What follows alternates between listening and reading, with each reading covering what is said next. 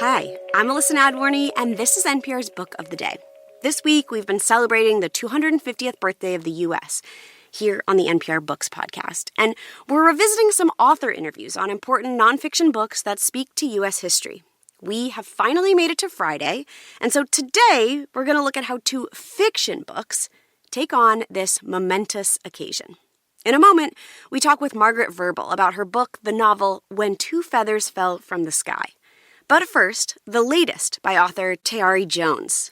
It's called Kin, and she talked with Weekend Edition's Ayesha Rascoe. Support for this podcast and the following message come from Strawberry.me. Be honest. Are you happy with your job? Are you stuck in a job you've outgrown or never wanted in the first place? Are your reasons for staying really just excuses for not leaving? Let a career coach from Strawberry.me help you get unstuck. Discover the benefits of having a dedicated career coach in your corner and get 50% off your first coaching session at strawberry.me/NPR. In the new novel, Kin, two girls, Annie and Vernice, are cradle friends. The book opens with Vernice as a toddler speaking her first word. "Mother," I said softly at first. As I raised my voice to a bellow, every heart in the house contracted, vulnerable as a scalded tomato gripped into a tiny, greedy fist. Annie's granny said she heard wonder in my voice like I gazed into the eyes of an angel. Aunt Irene said she understood it as a command, her dead sister telling her that I was hers for life. Only Mrs. Olame, the midwife, attended to me. Scooping me into her stout arms, she cooed, "I hear you, baby." Annie, who had been in the kitchen yapping away, toddled up to Mrs. Olame, arms raised to be held as well. We were both crowded onto her lap. I kept saying my new word over and over, but Annie was quiet for once, sucking my thumb as though it were her own. The two girls have both lost their mothers. Annie's ran off, and Vernice's mom was killed by her dad in an act of domestic violence.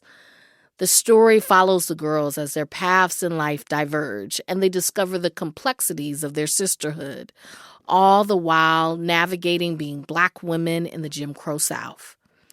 Kin is the latest novel from Tayari Jones, the acclaimed author of An American Marriage. She joins us now. Welcome. Thanks for having me. You know, when you look at both of these girls, they have this mother-shaped hole in their lives, right? But each of them kind of deal with it in a different way. Well, Vernice knows she will never see her mother again, not on this side, as they say. She can actually seek a replacement mother. She can seek someone to fill that space in her life. Where Annie, imagine that she's sitting at a dinner table and she's saving a seat and no one else can sit in that seat. She would feel like she's cheating on her mother to allow someone else to take that space. Other people, found family, can absolutely meet your emotional needs, but you have to be willing to let them. But they do have maternal figures in their lives. Niecy is raised by her Aunt Irene. Annie is raised by her granny. But both of the women in their lives wouldn't really mother them. One of the things I was thinking about as I was writing this is how many, before the late 1960s, when the birth control pill was widely available, before Roe v. Wade, there were so many unplanned children in the community. And someone else is called up to do this job.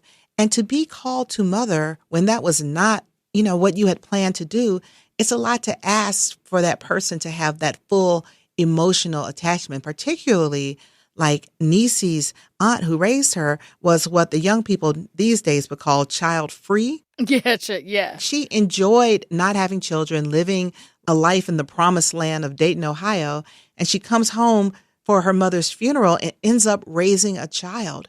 And then there's a sense that the child doesn't feel properly mothered, and I felt like, well, I could see how that could happen.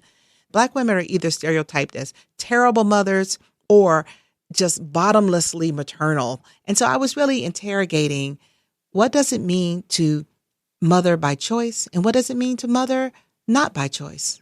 One of the lines in the book that will stick with me is when Aunt Irene tells Niecy, "Don't ever let no man kill you." And then that resonates in Niecy's journey later on because someone says to her about a man, he won't kill you. I mean, it's a very simple phrase, but it kind of rung down in my spirit when I read it. I mean, Niecy's life, like they said, she was touched by blood and not the blood of the lamb. She was there, when her father shot her mother. And this is the act that starts her life's journey. And her aunt, she doesn't want to see her go down the same road that her mother went. And when her future mother-in-law says, "My dear, my son will not kill you." And she feels a relief because that is a shadow, a quiet shadow that's been over her life. And I think it's a shadow that hovers over women's lives in general. Like every time you're out at night and someone says, "Let me walk you home," what they're saying is, "Let me walk you home so that no one tries to harm you." Like it's just in the water of womanhood, I think. And these two grow up in this small fictional town of Honeysuckle, Louisiana. Can you describe Honeysuckle for us and how growing up in that particular town shapes the girls? I based Honeysuckle on the town that my grandmama lived in when I was a little girl. I grew up in Atlanta, but in the summertime, we would go down to visit my grandmother in a small Louisiana town called Oakdale. And I remember things like my grandmother always took her mail at a post office box because Black people were not allowed to have their mail delivered to their door. So when I was growing up, even in the 70s, we would have to walk about a mile to the post office to get the mail. And I just remember how the long legacy of segregation intersected with people's everyday lives. So Niecy leaves Honeysuckle and she goes to Spelman, your alma mater. And so many of the traditions that are talked about in the book still are going on. The wearing of white, the going to the chapel, which I would imagine were a part of your own experiences at Spelman. Well, I had to think about Spelman and our traditions with kind of new eyes. People tend to look at the graduates of these HBCUs and see them as professionals and leaders of industry, miniaturized as a college student. But so many people were transformed by their experiences. Like in the 40s and 50s, young women came to Spelman College and worked as maids in white women's kitchens to make the money to pay their tuition. And I think this part of our history has been lost. Atlanta is known as the Black Mecca because of its thriving Black middle class. But these 6 historically Black colleges and universities, they did not merely serve the middle class, they created that middle class. This is your first historical novel, and I read that you did a lot of research, including interviewing your own college advisor at Spelman, who's now almost 100. Tell us about her. She is a wonderful woman. She's 97. She's got great humor. She told me today that I look too old. She says, "Why do you look so mature?" I said, "Ma'am, I am mature." I said, "And you're 100. How are you going to tell somebody they look mature?" And she said, "I might be almost 100, but I don't look like it." She graduated from Spelman in the early 1950s. And she was telling me about all the jobs that the young women had and even how she herself came to Spelman with all the money her family had put together for her, and it was contained in a stocking.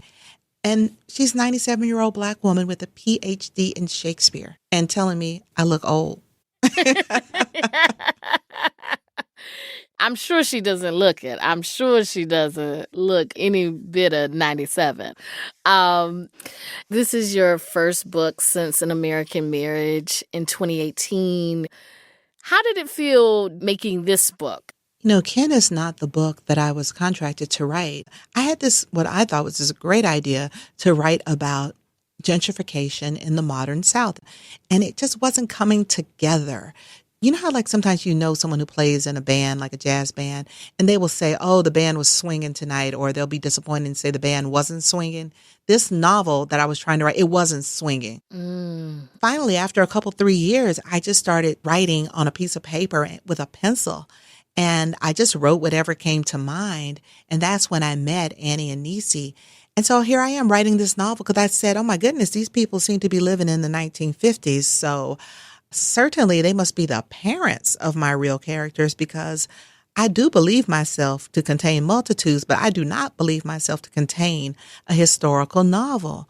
After 100 and some pages, I had to accept that what I thought was backstory was the story. And then it all came together like this? It all came together. I just felt like this project was blessed because for me to jump into this not knowing what I was writing about or why, I had to tap into something that kind of was older than myself. I felt like I was being communicated with by someone unseen.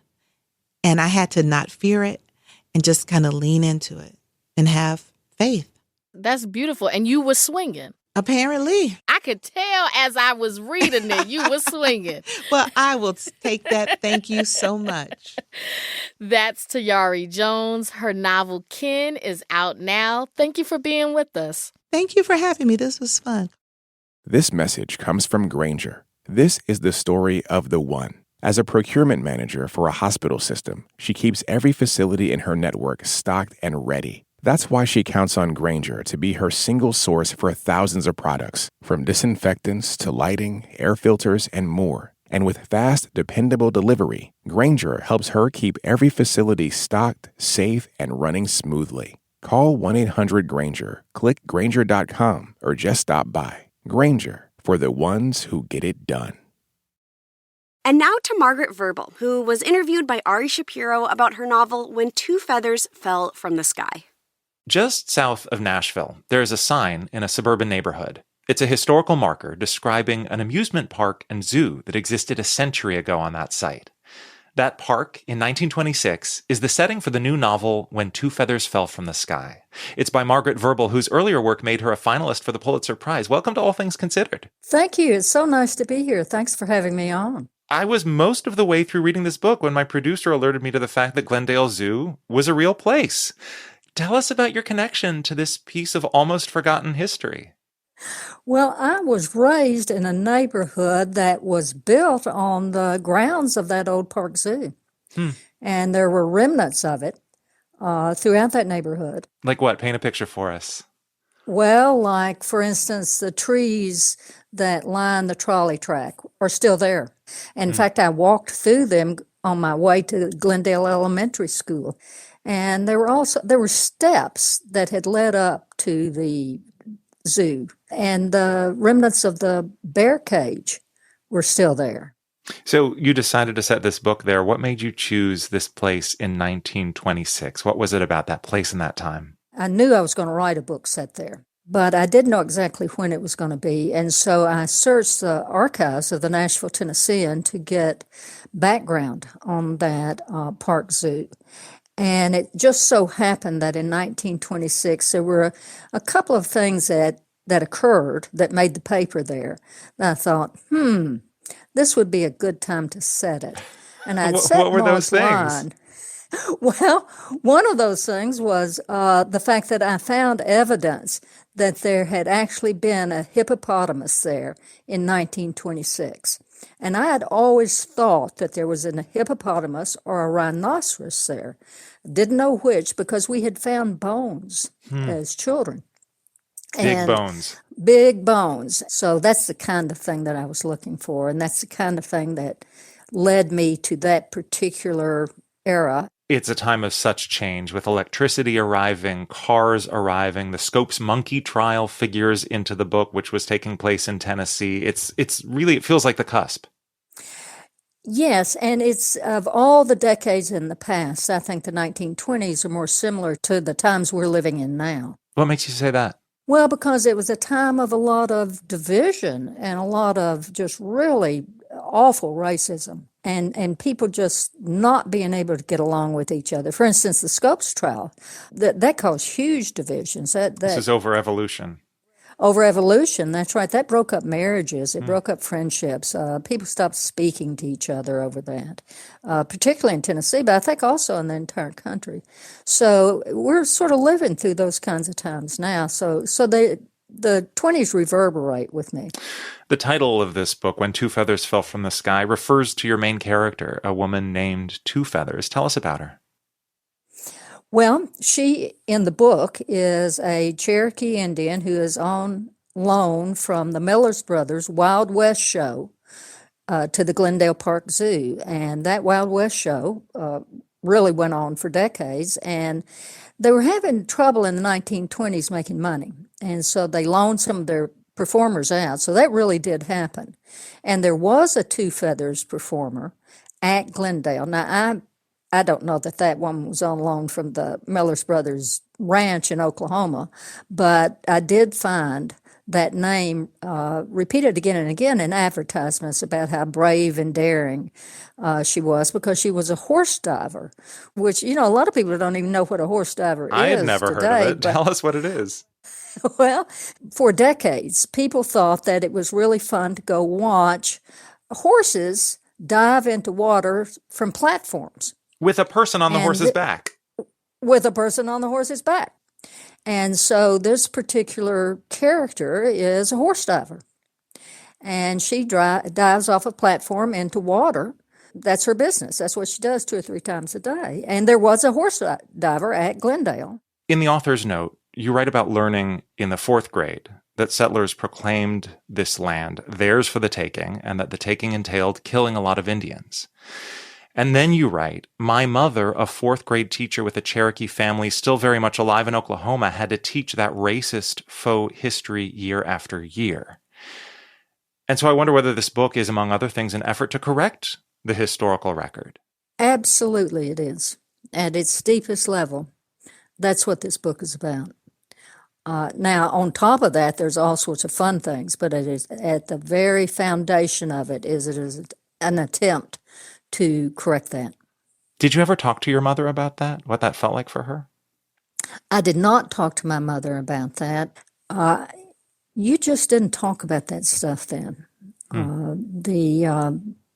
There was a lot of just very tight-lipped endurance of her generation of Cherokees was to absolutely blend in and get along and do not ruffle anybody's feathers, because her generation was really the first generation that the Cherokees had suffered annihilation by paper, which is, unless you were born before 1907, even if you were a full-blood Cherokee, you were considered a white person, because the whole idea was that after the older Indians died, there would be no more Cherokees. So my mother was raised in a world where the only option she had was to get along with white people. So she kept her mouth shut. And, I think that cost her a lot. It cost everybody a lot when you just have to keep your mouth shut. Despite the oppression and inequality and segregation that you vividly portray in the novel, this is such a rich, colorful world that is about to disappear with the arrival of cars and movies and other modern technology. And so do you allow yourself to feel nostalgia for that time, even as you see its many shortcomings? Well, I think we live in better times. I'm glad we don't live in a segregated world anymore, although certainly in many respects we do.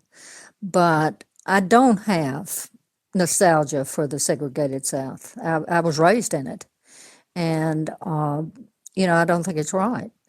So I guess the answer to that is no. But for the whole idea of the Glendale Park Zoo, I'll have to say that I was raised and still feel like that it was just a magical place. And anybody that has ever written about it seems to feel the same way. So that Park Zoo was a little gem in a world that, was extremely imperfect. Margaret Verble's new novel is a work of historical fiction called When Two Feathers Fell from the Sky. Thank you for talking with us about it. Thank you for having me. I appreciate it. That's it for this week on NPR's Book of the Day. Let us know what you think. You can write to us at bookoftheday@npr.org. I'm Melissa Nadworny. The podcast is produced by Chloe Weiner and edited by Megan Sullivan. Our founding editor is Petra Mayer. The show elements for this week were produced and edited by Catherine Fink, Courtney Dorning, Adriana Gallardo, Phil Harrell, Todd Munt, Jacob Fenston, and Elena Tworik. Thanks for listening.